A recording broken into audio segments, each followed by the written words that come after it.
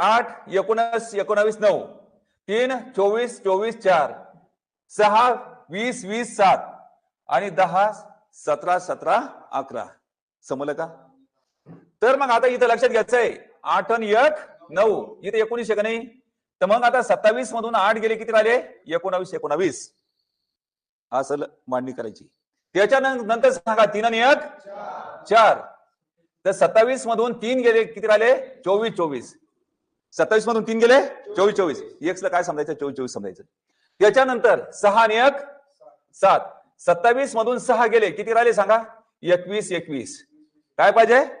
21 21. इथं काय दिलेलं आहे? 20 20. म्हणून मी सांगत घटक कोणता? 3 नंबर. तरी पण आपल्याला ऍडव्हान्स पाहायचंय. परंतु पेपरमध्ये इथं तुमचं उत्तर संपलं तर पुढे ऍडव्हान्स व्हायचं पुढच्या प्रश्नात. समजलं? तर समजून घेताना आपल्याला सर्व समजून घ्यायचं म्हणजे थोडंसं आठवण जास्त समजन. सांगा 10 आणि 1 11. मग आता सांगा 27 मधून 10 गेले 17 17. हे सुद्धा काय करेक्ट आहे. विसंगत घटक कोणता आहे मग सांगा? 3 नंबर.